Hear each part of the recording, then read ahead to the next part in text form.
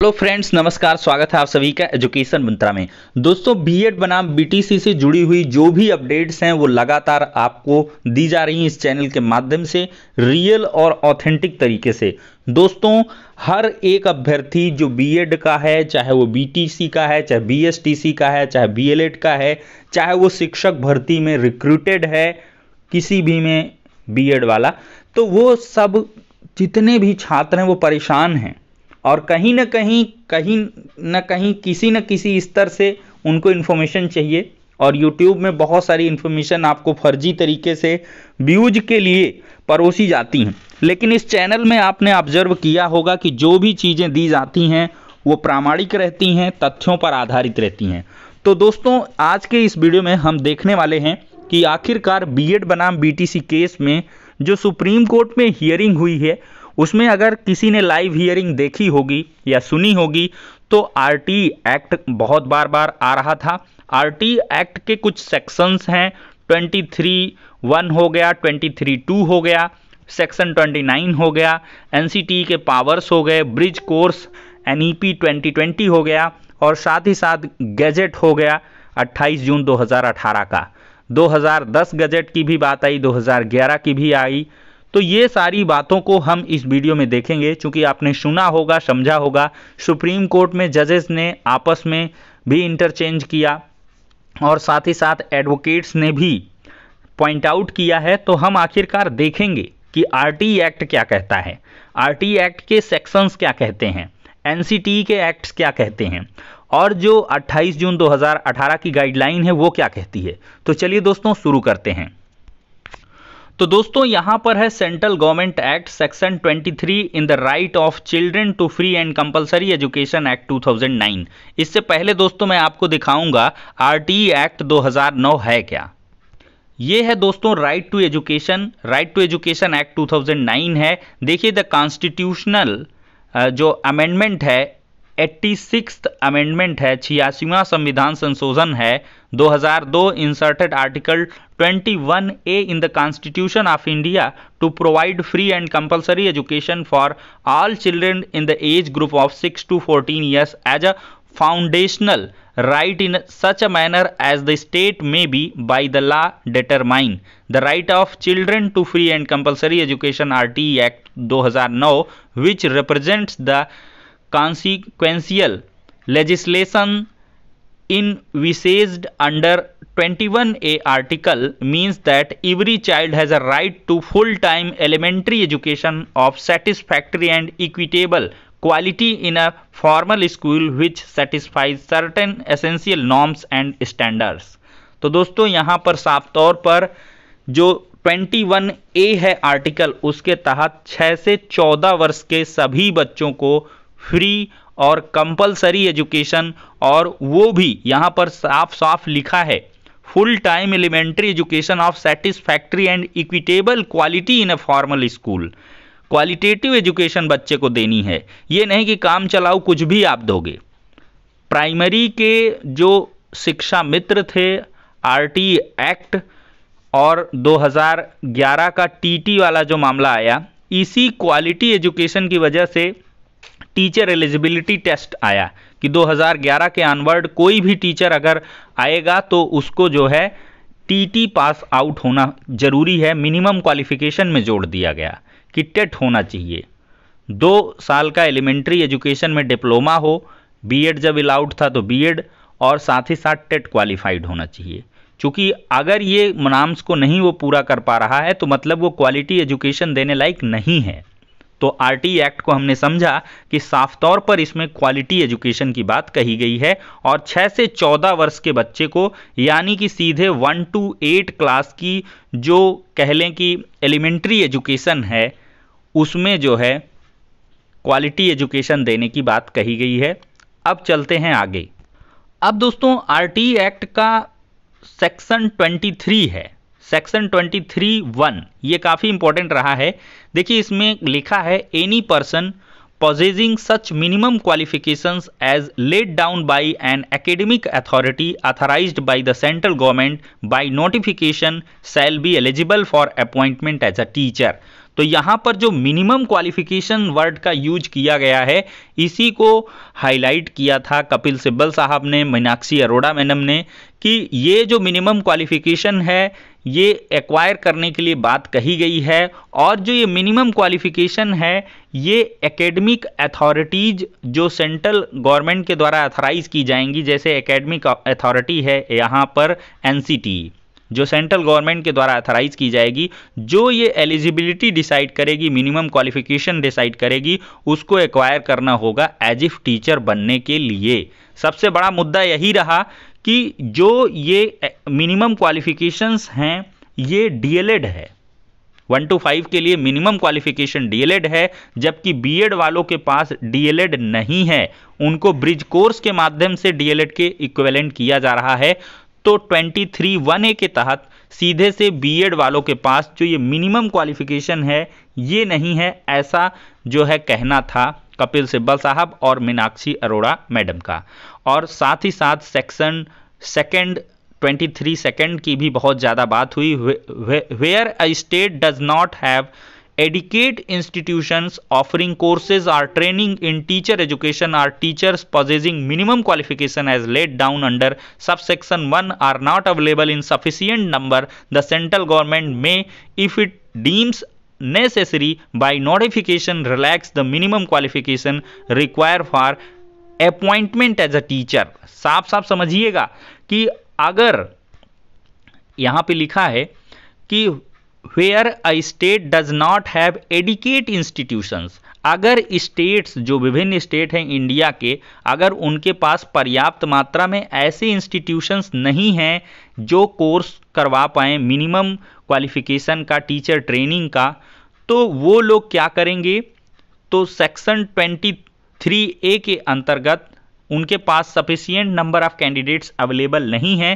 तो central government अगर necessary समझती है तो बाई नोटिफिकेशन के द्वारा relax the minimum qualification required for, तो रिलैक्सेशन दे सकती है मिनिमम क्वालिफिकेशंस में, ठीक है, for such period not exceeding 5 years, 5 साल के लिए, इससे ज़्यादा नहीं, as may be specified in the notification, और इसको नोटिफिकेशन में स्पेसिफाइड करना होगा, provided that the teacher who at the commencement of this act does not possess minimum qualification laid down under subsection 1 shall acquire such a minimum qualification within a period of 5 year। तो ये भी कहा साथ में आगे जोड़ा कि जो इंस्टीट्यूशंस हैं ये 5 साल के अंदर अपने अपने जो मिनिमम क्वालिफिकेशन वाले मतलब कैंडिडेट हैं उनको तैयार कर लें।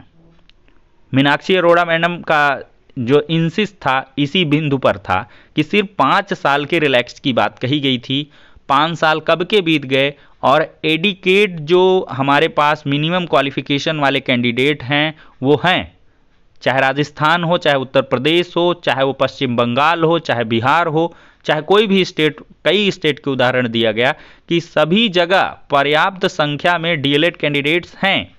तो आखिरकार जो 23(2) सबसेक्शन है आरटी एक्ट का, उसके अनुसार तो सीधे से यहाँ पर बीएड वालों की एंट्री नहीं होनी चाहिए, जिसको कि नोटिफिकेशन के माध्यम से रिलैक्स किया जाना चाहिए। लेकिन एमएचआरडी के जो मिनिस्टर हैं उन्होंने एक पत्र बस लिखा और उसके आधार पर एनसीटी ने अपनी जो गजट है उसको निकाल दिया और उसमें बीएड को अलाउड कर दिया। तो दोस्तों बीएड कैंडिडेट्स को सबसे ज़्यादा कमज़ोर 23(2) सबसेक्शन कर रहा है। अगर दोस्तों सेक्शन 29 में आएंगे तो करिकुलम एंड एवेल्युएशन प्रोसीजर में दिया है, curriculum and the evaluation procedure for elementary education shall be laid down by an academic authority to be specified by the appropriate government by notification. तो इसमें भी एकेडमिक अथॉरिटी को नामित करने की बात कही गई है करिकुलम के लिए और इवेल्युएशन प्रोसीजर के लिए एलिमेंट्री एजुकेशन के, और साथ ही साथ academic authority while laying down the curriculum and the evaluation procedure under subsection 1 shall take into the consideration the following, namely conformity होना चाहिए with the values enshrined in the constitution, मतलब कि जो भी चीज़ें होंगी कॉन्स्टिट्यूशनल दायरे में होंगी। All round development of the child, building up children's knowledge potentially and talent, developing of physical and mental ability, fullest extent learning through activities, बहुत सारी चीजें दी गई हैं। ठीक है, ये पेडागोजिकल इशू है दोस्तों। इसके बाद दोस्तों 13 अक्टूबर 2021 का ये एनसीटीई का गैजेट है। यहाँ पर देख सकते हैं कि BEd MEd from any national council of teacher education recognise institution shall be considered for appointment as a teacher 1 to 5। मतलब जो बीएड किया हो, एमएड किया हो 3 ईयर इंटीग्रेटेड, वो भी 1 to 5 के लिए अलाउड है। ये लेटेस्ट है एकदम, अभी 13 अक्टूबर 2021 का है। यानी कि बीएड एमएड 3 ईयर और वो भी 1 to 5 के लिए एलिजिबल कर दिया गया। और साथ ही साथ यहाँ भी 6 महीने के ब्रिज कोर्स की बात बताई गई है।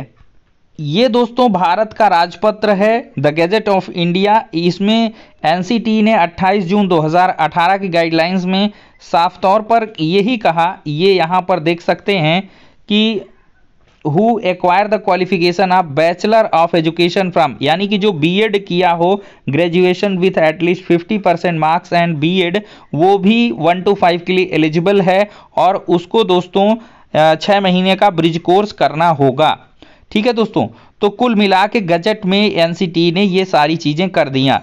तो अब सबसे बड़ा मुद्दा था कि ये जो गैजेट है ये कहीं ना कहीं सेंट्रल गवर्नमेंट के जो एमएचआरडी मिनिस्टर थे उनके निर्देशों पर किया गया। इसके लिए कोई प्रॉपर एक्सरसाइज नहीं की गई, सभी पहलुओं पर अध्ययन नहीं किया गया। यही सारी दोस्तों बहस देखने के लिए मिली हैं। अब बात रही दोस्तों ब्रिज कोर्स की, तो मैंने बता ही दी कि 6 महीने का ब्रिज कोर्स होगा और वो स्टेट गवर्नमेंट के ऊपर डिपेंड करेगा कि किस प्रकार से ब्रिज कोर्स को कंडक्ट करवाते हैं। अब दोस्तों न्यू एजुकेशन पॉलिसी 2020 की अगर हम बात करें तो इसमें 2 ईयर डिप्लोमा की जो बात है वो खत्म ही की जा रही है। अब सीधे से 4 ईयर इंटीग्रेटेड बीएड कोर्स की बात बताई जा रही है कि अध्यापन क्षेत्र में 4 ईयर इंटीग्रेटेड बीएड कोर्स जो करेगा वही 2030 के बाद जो है एलिजिबल रहेगा। तो दोस्तों ये सारे एक्ट्स हो गए और साथ ही साथ सेक्शंस हो गए, ब्रिज कोर्स हो गया, एनईपी हो गया, जिसके बारे में सुप्रीम कोर्ट में कायदे से डिस्कशन हुआ है और सुप्रीम कोर्ट ने सारी चीज़ों को जांचा है, परखा है। अब दोस्तों इन्हीं सभी चीज़ों से निचोड़ निकलेगा। हर एक एडवोकेट ने अपने ढंग से चीज़ों को स्पष्ट किया है। जो बीएसटीसी के एडवोकेट्स थे उन्होंने यही कहा है कि 23(1) और 23(2) में रिलैक्सेशन की बात की गई, 23(1) में एकेडमिक अथॉरिटीज़ के सैंक्शनिंग की बात की गई थी, लेकिन ये प्रॉपर प्रोसीजर को फॉलो नहीं किया गया, ऐसा बीएसटीसी के एडवोकेट ने कहा। और सेक्शन 29 के तहत पेडागोजिकल इश्यूज़ को लेकर के आया गया और आरटीई एक्ट को भी देखा गया कि मिनिमम क्वालिफिकेशन की बात करता है और वो बीएड के पास नहीं है। इस प्रकार से बीएड कैंडिडेट्स कमजोर नजर आए। वहीं पर जब पीएस पटवालिया साहब बीएड की तरफ से पक्ष रखे तो उनका यही कहना था कि मिनिमम क्वालिफिकेशन के नाम पर चीज़ों को घुमाया जा रहा है, जबकि ऐसी कोई बात नहीं है। 6 to 8 जो अपर प्राइमरी लेवल है, आखिरकार वो भी तो मिनिमम क्वालिफिकेशन है। अगर 1 to 5 का कोई लैक है तो उसको ब्रिज कोर्स के माध्यम से पूरा किया जाएगा। और साथ ही साथ उन्होंने कहा है कि एनसीटीई ने एक रात में डिसीजन नहीं लिया है, इसके लिए जो प्रक्रिया है 2016 से ही स्टार्ट हो गई थी। केवीएस ने जब लिखा था डायरेक्टर ने, फिर इसके बाद जो मीटिंग्स हुई थी 20 मई, 28 मई, 30 मई, इस प्रकार की कई जो मीटिंग्स हैं उनके इंक्लोजर को भी एनसीटीई ने लगाया है, बताया है और बाई एफिडेविट जो है सुप्रीम कोर्ट ने मांगा है। ने खैर यहाँ पर कहा है कि हम इसको प्रोवाइड करा देंगे। अब दोस्तों इन्हीं सभी चीज़ों के लिए रिटन सबमिशन लिया जा रहा है। फाइनल जो ऑर्डर देना है वो जज साहब को देना है। सारी चीज़ों को, सारे पहलुओं को एक तरीके से नज़र में लेकर के अब ऑर्डर लिखाया जाएगा तो विस्तृत आदेश होगा और उसमें बहुत सारी चीज़ें खुद ब खुद स्पष्ट हो जाएंगी। लेकिन दोस्तों इतने सारे एक्ट्स, प्रोविजंस के बाद आप क्या कुछ जानते हैं, क्या समझते हैं, या आपका क्या मत है, इसको कमेंट में अवश्य बताएं।